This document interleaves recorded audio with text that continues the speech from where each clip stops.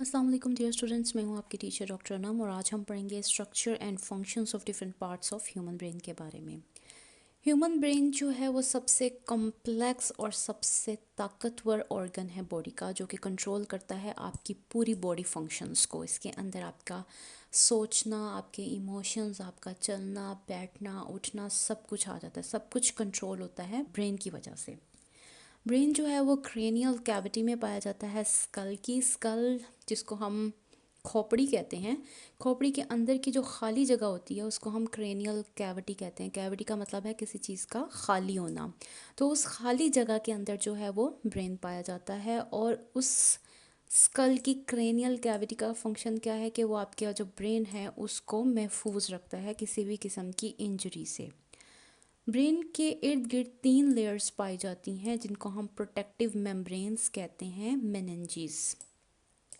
यहाँ पर आप ये देख सकते हैं, ये वाला पार्ट। ये इन मेनिंजेस का क्या काम है? इन मेनिंजेस का काम है एक तो कुशनिंग प्रोवाइड करना और दूसरी प्रोटेक्शन प्रोवाइड करना आपके ब्रेन को, यानी कि आपके ब्रेन को महफूज रखना और उसको किसी भी किस्म के झटके से महफूज रखना। यहाँ पर मेनिंजेस का काम बिल्कुल ऐसे ही है जैसे आपके पास कोई पार्सल है या आपके पास कोई गिफ्ट है।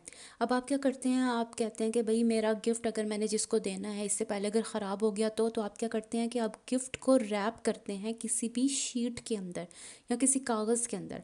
अब यहाँ पर जो आपका गिफ्ट है वो एक्चुअली में ब्रेन है और उसके ऊपर जो आपने रैपिंग पेपर लगाया है या जो शीट लगाई है ताकि आप अपने उस गिफ्ट को महफूज रख सकें, तो वो जो रैपिंग शीट है वो आपकी क्या आ जाती है, मेनिंजेस आ जाती हैं।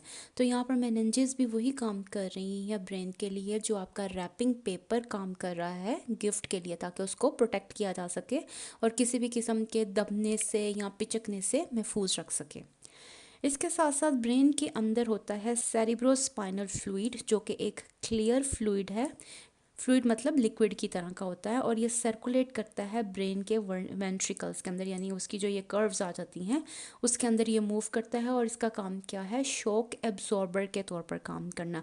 यानी कि अगर खुदा ना खास्ता एकदम से ब्रेन को किसी किस्म का शॉक लगता है या इंजरी लगती है या आप गिरते हैं ज़ोर से, तो वो जो इम्पैक्ट है उससे जो एनर्जी पैदा होती है उस एनर्जी से ब्रेन को टूटने से और बिखरने से महफूज रखता है ये फ्लूइड। और इस वजह से हम इसे कहते हैं कि शॉक एब्जॉर्बर का काम करता है। ठीक, इसके साथ साथ ये केमिकल इन्वायरमेंट को भी मेंटेन करता है ब्रेन के अंदर जो वेस्ट मटेरियल्स बनते हैं वो इस फ्लूइड के अंदर एब्जॉर्ब होते हैं। उसके बाद ये फ्लूइड जो है यहाँ से निकलता है ब्रेन से, लोअर बॉडी पार्ट में जाता है और जितना भी वेस्ट मटेरियल है वो ब्रेन से उठा के ब्लड के अंदर डाल देता है। उसके बाद ब्लड जो है या तो उसको लिवर में लेकर जाता है जहाँ उसको तोड़ देता है, या फिर उस वेस्ट मटेरियल को किडनी में ले जाके यूरिन के थ्रू बॉडी से पास आउट कर दिया जाता है। तो हमारे पास ये 3 चीज़ें आ जाती हैं जो ब्रेन को महफूज रखने के लिए काम करती हैं। एक आ गया जी स्कल, दूसरा आ गया मेम्ब्रेन जिसको हम कहते हैं मेनिंजेस, और तीसरा आ गया इसके अंदर घूमता हुआ फ्लूइड जिसे हम कहते हैं सेरिब्रोस्पाइनल फ्लूइड। अब जो ब्रेन है वो रिस्पॉन्सिबल है बॉडी के मुख्तलिफ फंक्शंस को रेगुलेट करने के लिए, यानी कि बॉडी के जो फंक्शंस हैं उनको सही तरह से सर अंजाम देने में ब्रेन जो है वो अहम किरदार अदा करता है। उसके अंदर हमारी सेंसरी इन्फॉर्मेशन आ जाती है, इसके साथ साथ कोग्निटिव इन्फॉर्मेशन आ जाती है। कोग्निटिव इन्फॉर्मेशन जो है वो आपके सोचने समझने, आपकी याददाश्त, आपके इमोशंस से जो रिलेटेड है उसको हम कहते हैं कोग्निटिव इन्फॉर्मेशन। अब हम देख लेते हैं कि ब्रेन के पार्ट्स कितने हैं। ब्रेन को 3 हिस्सों में तकसीम किया गया है। फोर ब्रेन में फोर का मतलब है आगे वाला या सामने वाला। तो ब्रेन का वो पार्ट है जो आगे वाले हिस्से में पाया जाता है। इसके बाद आ जाता है मिड ब्रेन, जैसे कि नाम बता रहा है मिड है, यानी कि ये दरमियान में पाया जाता है।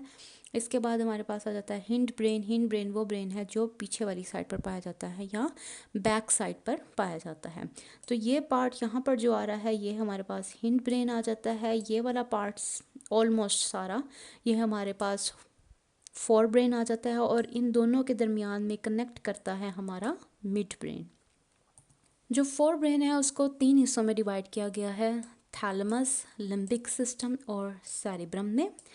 जब हम थैलेमस को देखते हैं तो थैलेमस जो है वो सेंसरी इन्फॉर्मेशन से रिलेटेड है। सेंसरी इन्फॉर्मेशन का मतलब है आपका किसी चीज़ को सुनना, देखना, या कोई भी इन्फॉर्मेशन जो आपकी स्किन से आ रही है, जैसे फ़र्ज़ कीड़े ने आपकी स्किन पे काट लिया या आपने किसी तरह कोई काम कर रहे थे तो काम करते हुए आपकी स्किन के ऊपर कोई कट लग गया, तो वो कट लगने की जो इन्फॉर्मेशन है वो सारी की सारी कहाँ जाती है, थैलमस के पास जाती है।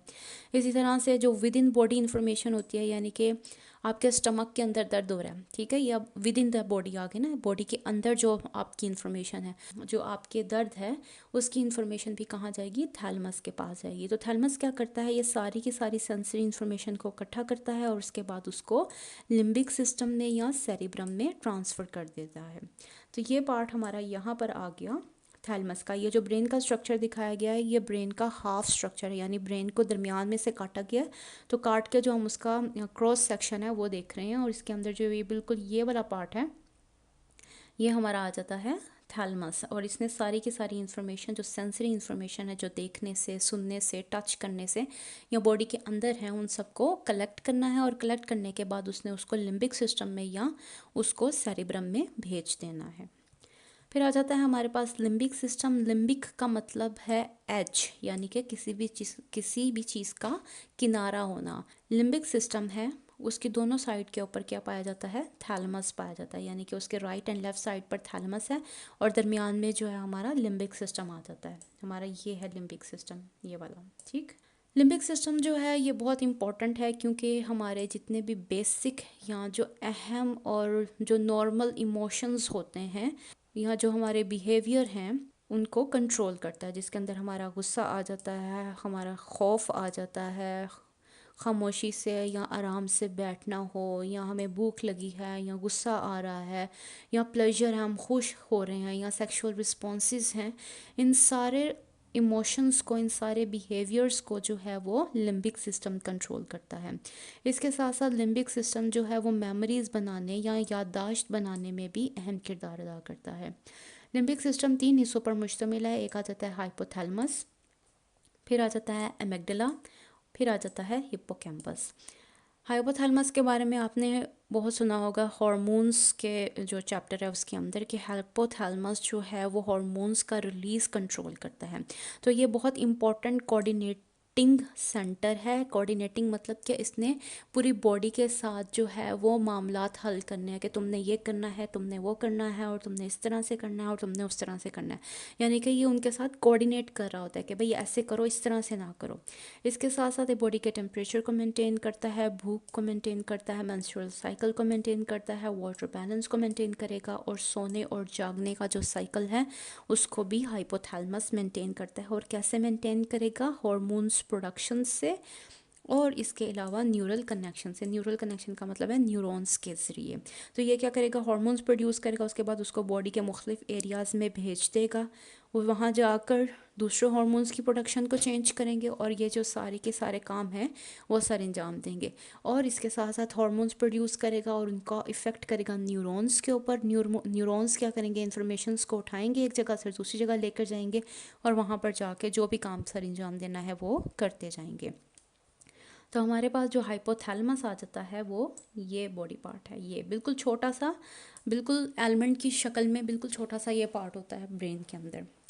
इसके बाद हमारे पास आ जाता है एमिग्डाला, ये वाला पार्ट आ जाता है जनाब एमिग्डाला। एमिग्डाला जो है वो बेसिक इमोशंस को कंट्रोल करता है, जिसके अंदर खुश होना, पनिशमेंट या सेक्सुअल अरोजल या गुस्सा और फियर, ये सारे जितने भी हमारे सेंसेशंस आ जाती हैं या जो इमोशंस हैं, जिनको हम बेसिक इमोशन कहते हैं कि हर बंदे में पाई जाती हैं, तो ये सारे के सारे इमोशंस जो है वो एमिग्डाला कंट्रोल करता है।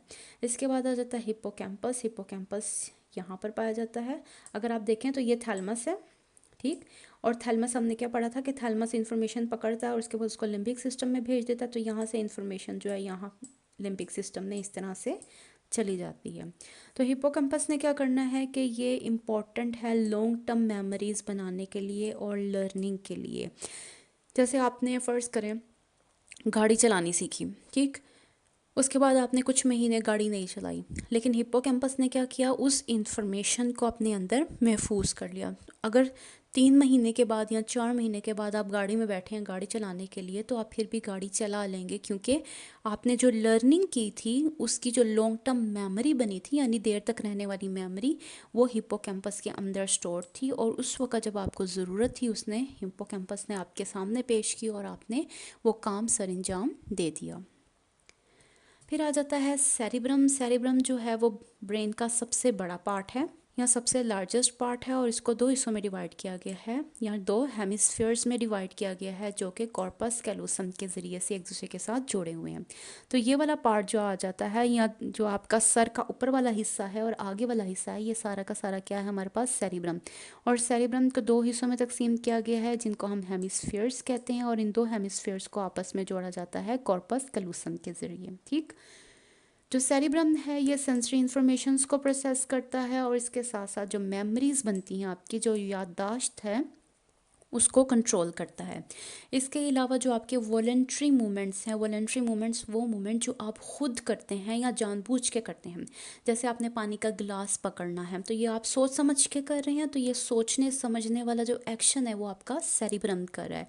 इसी तरह से आपने कहा जी मैं किताब पकड़ लेती हूँ, आप किताब पकड़ रहे हैं, तो वो किताब पकड़ने का अमल भी कहाँ से आया, सेरिब्रम से आया। आपने कहा चलो आज खाना बनाते हैं, खाना बनाने का सोच का अमल कहाँ से आया, सेरिब्रम से है। आपका हाथ जो काम कर रहा है, आपकी टांगे जो काम कर रही हैं, वो सारे काम जो है वो जो कि आप खुद जानबूझ के कर रहे हैं, आप चल रहे हैं, तो ये सारा का सारा सेरिब्रम कंट्रोल कर रहा है। इसके साथ साथ हाई कोग्निटिव फंक्शंस जिसमें थिंकिंग का काम आता है, वो भी सेरिब्रम करता है। तो सेरिब्रम ने क्या किया, सोचा, आपने सोचा अच्छा चलो जी आज तो कोई अच्छी सी बुक पढ़ते हैं, ठीक है, ये सोच किसने की, सेरिब्रम ने की। उसके बाद उस बुक को पकड़ने के लिए उठना, उस किताब को पकड़ने के लिए हाथ आगे बढ़ाना, ये सारे वॉलेंट्री मूवमेंट्स किसने किए, सेरिब्रम ने किए। उसके बाद आपने वो किताब पढ़ी, तो उसके अंदर जो आपने अगर छोटी छोटी सी कहानी पढ़ी है तो उसकी मेमोरी बनाई, वो किसने बनाई, सेरिब्रम ने। तो ये शॉर्ट टर्म मेमोरी बनाने में सेरिब्रम इम्पॉर्टेंट काम करता है। ठीक, जो सेरिब्रम है वो हेमिस्फेरिक कंट्रोल उसके अंदर पाया जाता है। हेमिस्फेरिक कंट्रोल से मतलब ये है कि जो लेफ्ट हेमिस्फीयर है वो राइट साइड की बॉडी को कंट्रोल करेगा, और जो राइट साइड का हेमिस्फीयर है वो लेफ्ट साइड की बॉडी को कंट्रोल करेगा। यानी कि ब्रेन का जो उल्टा हिस्सा जो है वो सीधे हिस्से को बॉडी के कंट्रोल करेगा, और जो उसका सीधा हिस्सा है बॉडी के उल्टे हिस्से को कंट्रोल करेगा। जो सेरिब्रम है, सेरिब्रम के अंदर सेरिब्रल कॉर्टेक्स पाई जाती है, जो कि बाहर वाला हिस्सा है सेरिब्रम का, ये वाला, जिसके अंदर बहुत सारे फोल्ड्स या इस तरह से कन्वोल्यूशंस जो हैं वो पाए जाते हैं। इन कन्वोल्यूशंस का फ़ायदा क्या है कि इसकी वजह से सरफेस एरिया बढ़ जाता है, और जितना सरफेस एरिया सेरिब्रम में ज़्यादा होता है उतना ही उसके अंदर थिंकिंग की एबिलिटी, याददाश्त को महफूज करने की एबिलिटी भी ज़्यादा होती है। तो इसीलिए कहते हैं ना कि जो लोग बहुत इंटेलिजेंट होते हैं, जो बहुत अच्छा सोचते हैं, उनका जो सेरिब्रम का हिस्सा होता है वो बहुत बड़ा होता है। सेरिब्रम का काम क्या है कि उसने जितनी सेंसरी इंफॉर्मेशंस हैं उनको रिसीव करना है सेंसरी ऑर्गन से, जैसे कि आँखों से, कानों से, स्किन से जितनी इन्फॉर्मेशन आएगी उनको रिसीव करेगा, और उसके बाद उनको परसेप्शन में, यानी कि लाइट है, साउंड है, उसके अंदर कन्वर्ट करेगा, और उसके बाद उसको मुख्तलिफ डिफरेंट एरियाज़ जो पास के हैं, जो इस काम से रिलेटेड हैं, उनके पास भेज देगा। इसके साथ साथ सेरिब्रम जो है वो बोलने को, टच को, इसके अलावा आपके वॉलेंट्री मसल कंट्रोल, यानी वॉलेंट्री जो आप खुद सोच समझ के अपने मसल्स को कंट्रोल कर रहे हैं, हाथ का बढ़ाना, टांग का बढ़ाना, ये सारी मसल कंट्रोल जो है वो सेरिब्रम करता है। सेरिब्रम जो है वो इंटेलिजेंस से भी रिलेटेड है, सोचने समझने से और जजमेंट से कि भाई क्या करना चाहिए और क्या नहीं करना चाहिए। इन तमाम कामों को कौन कंट्रोल करता है, सेरिब्रम कंट्रोल करता है। फिर आ जाता है हमारे पास मिड ब्रेन। मिड ब्रेन जो है वो दरमियान में पाया जाता है, और इसके अंदर रेटिकुलर फॉर्मेशन होती है। ये पार्ट यहाँ पर जो हमारे पास है ये है मिड ब्रेन। अगर आप यहाँ देखें तो इससे ऊपर हमारे पास आ जाता है फोर ब्रेन, और इससे नीचे हमारे पास आ जाता है हिंड ब्रेन। तो ये दरमियान में ये जो छोटा सा पार्ट है ये सिर्फ मिड ब्रेन है। मिड ब्रेन जो ह्यूमंस के अंदर पाया जाता है बहुत ही छोटा सा है, लेकिन ये बहुत इंपॉर्टेंट काम सर अंजाम देता है। ऑडिटरी रिले सेंटर है। ऑडिटरी का मतलब है कि देखने से रिलेटेड है, तो जितनी भी देखने से रिलेटेड काम है वो मिड ब्रेन करता है, और इसके साथ साथ आंखों की जो मूवमेंट है उसको भी कंट्रोल करता है। जो रेटिकुलर फॉर्मेशन है ये रिले सेंटर के तौर पर काम करता है। ये क्या करेगा, हिंड ब्रेन को और फोर ब्रेन को आपस में जोड़ता है, जैसे मैंने अभी बताया, क्योंकि दरमियान में पाया जाता है। तो ये ब्रेन का जो फोर ब्रेन है और जो हिंड ब्रेन है उनको आपस में जोड़ेगा। इसके साथ साथ जितनी भी इंफॉर्मेशन है उसके पास आ रही है उसको स्क्रीन करता है, उसको छांटता है और छांटने के बाद उसको ब्रेन के मुख्तलिफ एरियाज़ में पहुंचा देता है। फिर आ जाता है हिंड ब्रेन जो कि बैक साइड पर पाया जाता है या पिछली तरफ पाया जाता है। उसमें हमारे पास आ जाता है medulla, pons and cerebellum. Medulla को देख लेते हैं। तो मेड्यूला जो है वो सेवरल ऑटोमेटिक फंक्शंस को कंट्रोल करता है, जिसमें हमारे पास आ जाते हैं breathing, heart rate, blood pressure और स्वेलोइंग या निगलना। तो ये वो सारे काम हैं जिनको आप सोच समझ के नहीं करते। मतलब आप बैठे हुए हैं और लेकिन आप सांस ले रहे हैं, ये आप सोच के नहीं सांस ले रहे कि भाई नहीं अच्छा अभी मैंने ऑक्सीजन अंदर लेकर जानी है, कार्बन डाइऑक्साइड बाहर निकालनी है, नहीं, ये काम ऑटोमेटिकली हो रहे हैं। इसी तरह से आपका जो हार्ट है वो ऑटोमेटिकली पंप कर रहा है ब्लड को, जो ब्लड है वो ऑटोमेटिकली बॉडी के अंदर मूव कर रहा है। तो ये सारे ऑटोमेटिक काम जो है वो कौन कंट्रोल कर रहा है, वो मेड्यूला कंट्रोल कर रहा है, ये वाला हिस्सा जिसको हम कहते हैं जी मेड्यूला ऑब्लिगेंटा। फिर आ जाता है पोन्स। पोन्स इन्फ्लुएंस करते हैं स्लीप और वेक साइकिल के अंदर की जो ट्रांजिशन होती है। जैसे कि अभी आप बैठे हुए हैं, ठीक है, आप मोबाइल के ऊपर जो है वो सर्फिंग कर रहे हैं या आप कोई किताब पढ़ रहे हैं और थोड़ी देर के बाद आप सो जाते हैं। वो जागने से जो सोने का अमल है वो कौन कंट्रोल करता है, पोन्स कंट्रोल करते हैं। इसी तरह से आप सो रहे हैं, बहुत गहरी नींद में हैं, बहुत ज़्यादा गहरी नींद है और एकदम से जाग गए हैं, तो ये सोने से जागने का जो अमल है वो कौन कंट्रोल कर रहा है, वो भी पोन्स कंट्रोल कर रहे हैं। इसके साथ साथ आपकी जो पैटर्न है ब्रीदिंग का, यानी कि आपको बहुत ज़्यादा गुस्सा आया तो आपका सांस जो है वो ज़्यादा तेज़ चलना शुरू हो गया, वो किसने कंट्रोल किया, वो पोन्स ने कंट्रोल किया। आप भाग रहे हैं, आपको ज़्यादा ऑक्सीजन की ज़रूरत है, आप ज़्यादा तेज़ तेज़ सांस लेना शुरू कर देते हैं, वो किसने कंट्रोल किया, वो पोन्स ने कंट्रोल किया। और ये वाला हिस्सा है ब्रेन का पोन्स, ठीक। फिर आखिरी हिस्सा आ जाता है ब्रेन, हिडन ब्रेन का, जिसको हम कहते हैं सेरिबेलम। सेरिबेलम जो है बॉडी की मूवमेंट को कोऑर्डिनेट करता है। ये मेक श्योर करता है कि आपकी मूवमेंट्स जो हैं या आपके मोशंस जो हैं वो सही हैं और एक्यूरेट हैं। जैसे कि आप चल रहे हैं, ठीक है, तो ये जो आपका सेरिबेलम है ये मेक श्योर करेगा कि आप सही चलें, आप कहीं लड़खड़ाएं ना। इसी तरह से अगर आप बैठे हुए हैं तो आपकी जो बॉडी पोजीशन है उसको मेंटेन करता है सेरिबेलम। अगर आप सीधे बैठे हैं, आप टेढ़े बैठे हैं, तो उस पोजीशन में आपको मेंटेन करने में जो ब्रेन का हिस्सा उस वक्त अमल कर रहा होता है वो सेरिबेलम आ जाता है। इसके साथ साथ ये लर्निंग में और मेमोरी को स्टोर करने में भी इम्पोर्टेंट करता है कुछ बिहेवियर्स में। जैसे कि आपका ये बिहेवियर है कि भाई आपने बैठना है तो आपने टांग पे टांग रख के बैठना है, ठीक है, आपका सेरिबेलम क्या करेगा, उस बिहेवियर को कंट्रोल कर लेगा। अगली बार आप बैठेंगे तो आप ऑटोमेटिकली अपनी टांग के ऊपर टांग रख कर बैठेंगे, क्योंकि आपके सेरिबेलम ने उस बिहेवियर को मेमोरी की सूरत के अंदर अपने अंदर कंट्रोल कर लिया। और उसका काम क्या है, बॉडी मूवमेंट से रिलेटेड है। तो चूँकि वो मेमोरी बॉडी मूवमेंट से रिलेटेड थी, इसलिए सेरिबेलम ने उसको अपने अंदर कंट्रोल कर लिया है। अब अगर ऐसा हो कि खुदा न खास्ता किसी तरह से आपके सेरिबेलम के ऊपर चोट लगती है, तो जब चोट लगती है तो उस शॉक की वजह से सेरिबेलम जब एक सेकंड के लिए अपना काम करना छोड़ता है तो आपकी बॉडी के ऊपर कंट्रोल भी ख़त्म हो जाता है। आपको पता ही नहीं चलता कि भाई आप कहाँ जा रहे हैं, मतलब आपकी बॉडी गिर रही है। क्यों? क्योंकि सेरिबेलम ने उस वक्त आपकी बॉडी के ऊपर कंट्रोल को छोड़ दिया है। तो बॉडी का जितना भी कंट्रोल है, उसका चलना फिरना बैठना, ये सब जो है वो सेरिबेलम कंट्रोल करता है। और जो बर्ड्स हैं उसके अंदर सेरिबेलम बहुत ज़्यादा वेल डेवलप होता है और उनको हेल्प करता है उनकी कोऑर्डिनेटेड फ्लाइट्स में, यानी कि उन्होंने एक जगह से दूसरी जगह उड़ के जाना है तो उस उड़ने में और कहाँ से जाना है, कैसे जाना है, उस सब के अंदर सेरिबेलम बहुत ही अहम किरदार अदा करता है। तो ये था हमारा आज का lesson, structure and functions of different parts of human brain के ऊपर। अगर इससे रिलेटेड आपके पास कोई क्वेश्चन है या आप किसी और टॉपिक के ऊपर वीडियो जो है वो देखना चाहते हैं तो आप मुझे बताएं कमेंट सेक्शन में। मैं मिलती हूँ आपको अगली वीडियो में।